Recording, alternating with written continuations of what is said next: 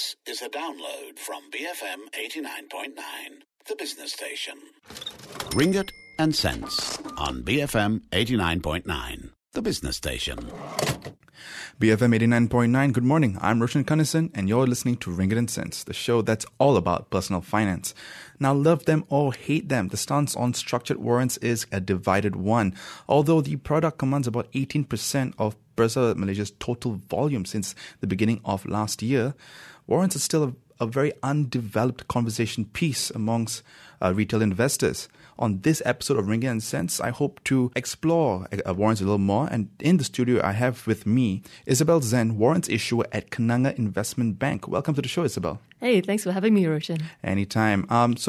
Many people regard warrants as a gambling tool. It seems like a little high risk, high return.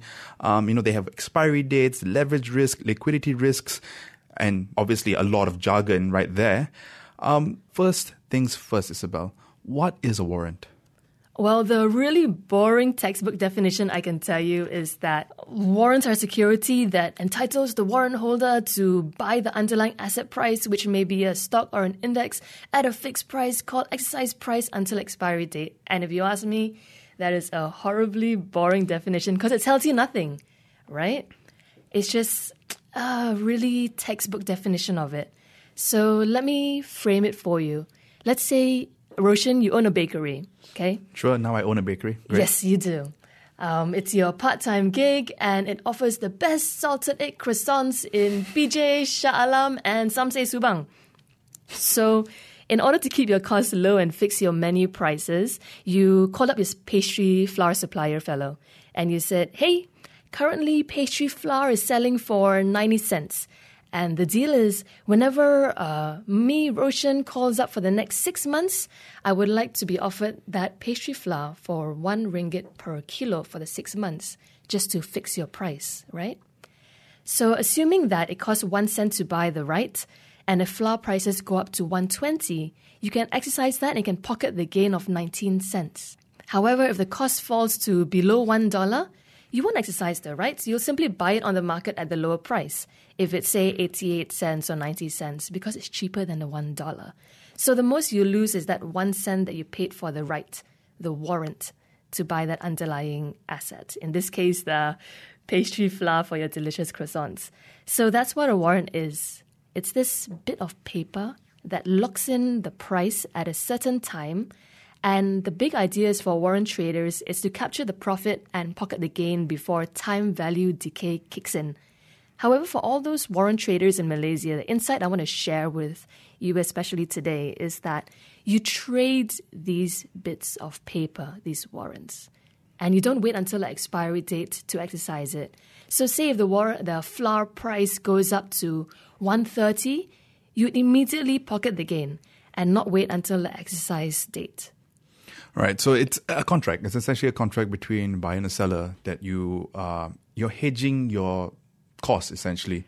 You don't want it to go too high. You don't want it to go too... That's the fundamental understanding. Well, that's but then there's a trading element to it. Correct. All right, so the trading element is if the value goes up because prices of the underlying asset have changed, then maybe more people want to pay for that hedge and some people want to sell that hedge.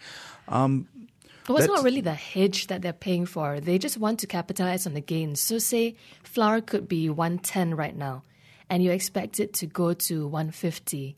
You can still do that as well. You can still make that trade if you spot the opportunity. And since warrants are leveraged products, then you gain even more compared to you just trading the flour price, because the warrant price would be a cent.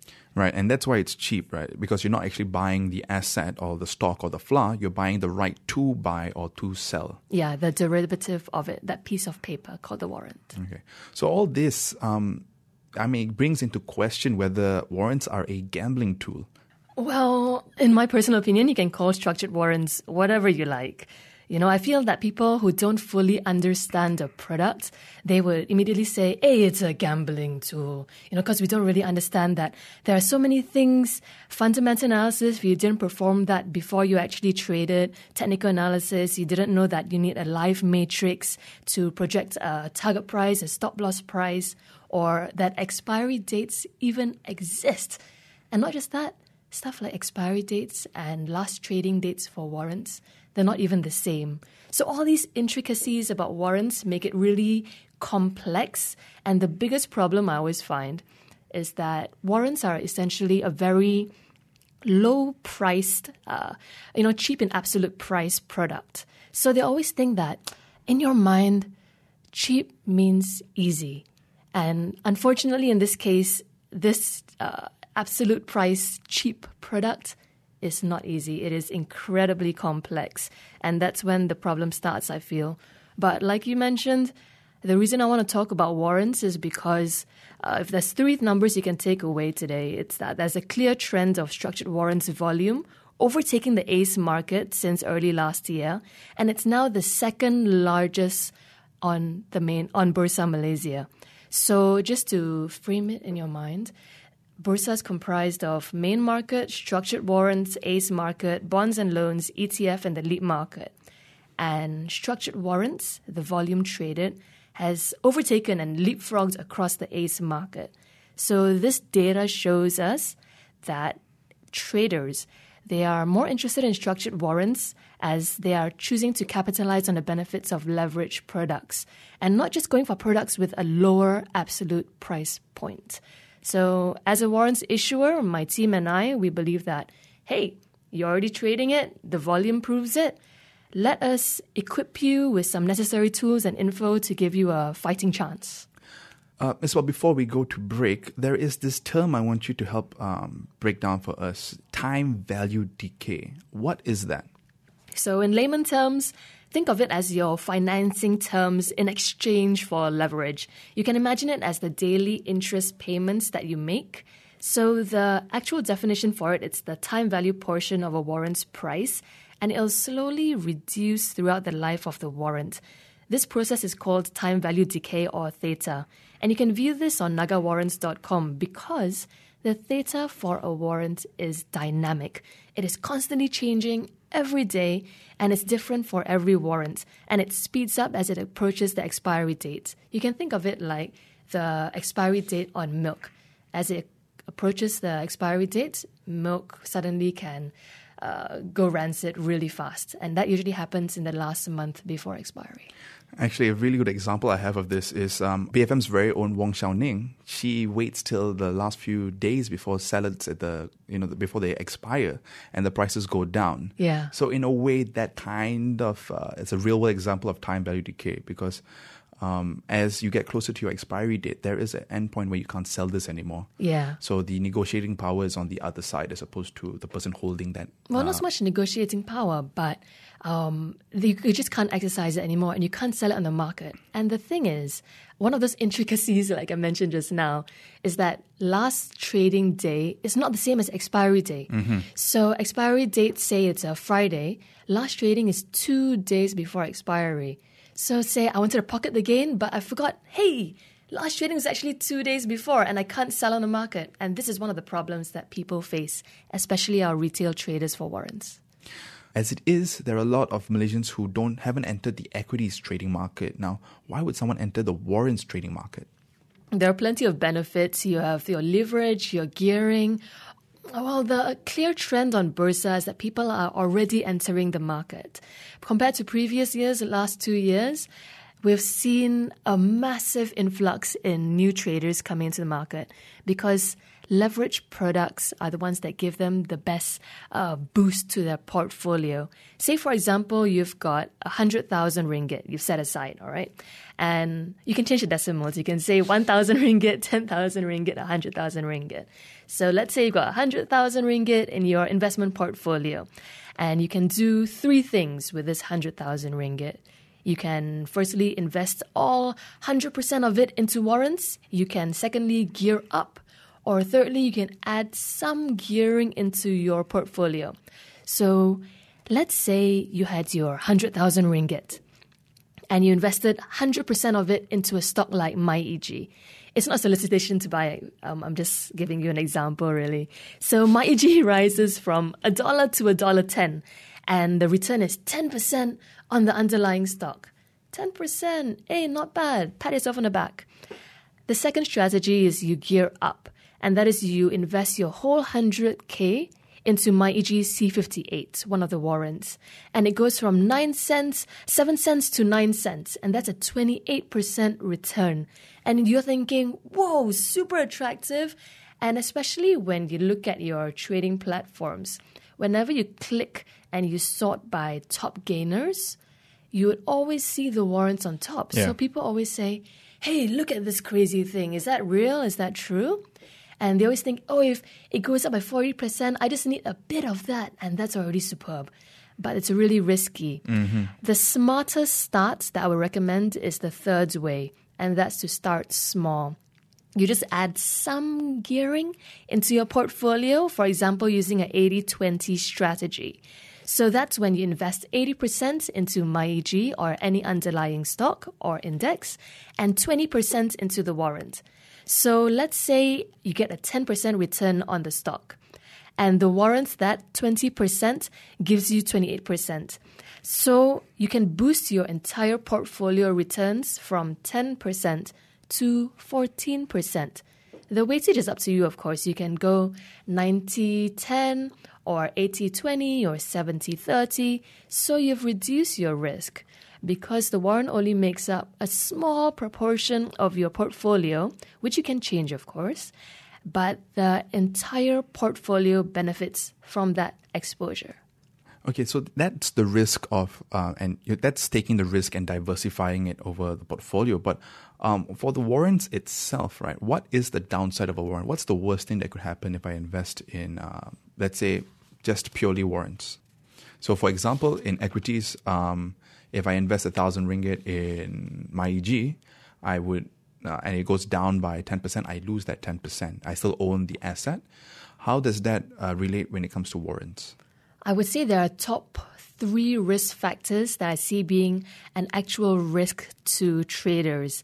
And we speak about this during our warrants talks a lot, our free monthly talks that we organize for investor education. The first one is clearly, it's the leverage. It's a double-edged sword. I'm sure a lot of people have heard this analogy a lot of times. Warrants can move up a lot and they can also go down a lot as well. So like I said, if you managed it according to that weighted portfolio, you can actually amplify the returns but manage your risks. The second risk factor that I see a lot is the limited lifespan. So because it's a short-term trading instrument, a lot of traders think that, hey, I can hold it for a long term, I can use it as a family heirloom, I can pass it on to my grandkids. However, that's simply not true. You're using it to boost your returns, and these warrants that are issued in Malaysia, they are 6 months to a year. So just remember that there's a last trading date, and that's 2 days before the expiry. And I would personally recommend to avoid trading a warrant approximately 1 month before expiry. So it's 6 months lifespan. Maybe you trade it for 5 months. And in that final month, consider migrating to a new warrant. Just now you were at C58, MyEG C58. You can consider another warrant, MyEG C67. And you sort it according to different terms. Our ESTI strategy is a really popular strategy to choose warrants. So I guess what everyone needs to really get clear about when it comes to warrants is that warrants are not a asset, right? They're not. You're not buying an asset like you would do for equities or bonds, for that matter. You're buying the right to buy an asset at a later point, and whether you trade it or not, like bonds trading, that's entirely up to you. But the fundamental of it is the fact that you are buying the right to buy an asset. Now, one of the attractive factors of warrants, I guess, for some traders would be the volatility in prices, because that means it can either go up or it can go down, and Absolutely. that gives you the room to trade, right, and make a gain. What are some of the biggest factors that affect the price of a warrant? Well, imagine we are offering 50 million packs of nasi lemak, all right? Because usually when we issue warrants, we issue them in batches. At Kenanga, we offer around 24 warrants per month. A very generous dose of trading there. But when you're offering the nasi lemak, it's the ingredient price that determines the menu price. So if the ingredient prices increase the underlying price, the nasi lemak pack price increases. It is not because you sold out 10 packets, you're going to increase the price from 160 to 170. It is because of the underlying price, in this case, maybe the nasi of the nasi lemak. But I think the main question that you're asking is, what is the difference between an investor and a trader? because a lot of people, they have that whole discussion about active investing against passive investing, right? And the big theme right now is passive investing all the way. But you need to understand that warrants are a short-term trading tool. That means they are catered for active traders. So on that note, Isabelle, what's the difference between a trader and an investor then? You seem to be drawing a distinction between the two. Well, the aim of an investor is to build their net worth by buying and holding a portfolio of, say, stocks, bonds, unit trust, real estate, land, whatever you think is an investable product to you. And these investors, they have very Warren Buffett type-like personalities. They buy and hold for years and decades, and they hope to pass it on to their kids and grandkids like a family heirloom. You get perks like dividends, coupons, interest, and when the market falls, a lot of these investors, they just hold on to it and they expect prices to rebound eventually. They don't care so much about day-to-day volatility, and there are plenty of other instruments we can talk about. Maybe I'll save it for another episode if you'll have me, Roshan. But traders, on the other hand, they care a lot about volatility and leverage. They constantly buy and sell many times intraday or throughout the week, and they aim to outperform all of these buy and hold investments. So you can use a lot of trader instruments like futures, CFDs, warrants, and traders are much more hands-on, and they frequently reassess market conditions and frequently rebalance their portfolios. So the reason warrants seem like such a short-term trading instrument, it's because in Malaysia, the demand is for 6 to 9 month shorter dated warrants. But in developed markets, there are longer dated warrants for investment purposes like endowment warrants, dividend accumulator warrants, and a whole range of exotics.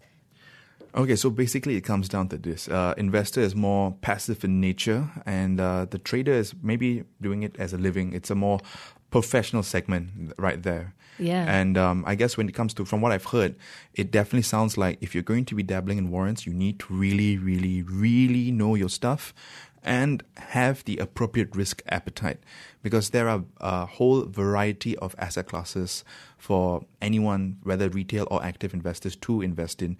The important point is to pick the ones that match your risk appetite and goals, for that matter. Yeah, I don't agree with the whole protectionist idea that if something is a little complicated, we just close our eyes to it, sweep it under the rug and spread the ignorance and just say, oh, it's a very risky product. Avoid, avoid, avoid. It's not a magic bullet, but I do think there's a place for such derivatives in any savvy trader's portfolio. And apart from that, we have a blog on i3investor.com, and individuals can always try paper trading using a demo account first. Because financial literacy in Malaysia, I would prefer, ideally it should begin in high school if you ask me. And you can get it supported by national radio, national TV, encourage book publications on the topic. Universities have more exposure to different financial products in the real world. And I think that financial jargon is here to stay.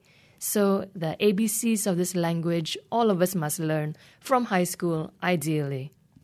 So before we end this episode of Ringgit and Sense, Isabelle, what should anyone who's interested in trading in warrants or buying warrants know before they get started?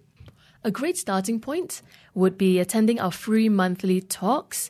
And we have a free Telegram channel called Kenanga Warrants, where it gives you live market info and trading ideas, and our blog on i3investor.com. And ideally try paper trading first. The thing that you learn at all of these talks that we organize every single month is that you'll learn how to use the ESTI strategy when trading, how to use the live matrix with the traffic light feature, and also that Telegram that I mentioned earlier. There is a private chat function where you can talk directly to the issuer. That is my team. And we are supported by our research team as well at Kenanga. So we're not a sales staff. We are issuers and we're market makers, and we understand the local market, and we're supported by this team, our research team, that gives us all the local flavors for the warrant. So these are the things I recommend, and remember to read the base prospectus and term sheet for your warrant. Bursa Malaysia has a really nice product sheet as well, on structured warrants. And these are the first few steps I can recommend for any new trader. All right, I'm sure that's a lot of information to process. Remember, keep in mind that warrants are complicated in nature, and just because they're cheap doesn't make them an easy thing to invest or trade in. This was Ringgit and Sense, the show that's all about personal finance, BFM 89.9. Ringgit and Sense on BFM 89.9, the business station. Thank you for listening to this podcast. To find more great interviews, go to bfm.my or find us on iTunes. BFM 89.9, the business station.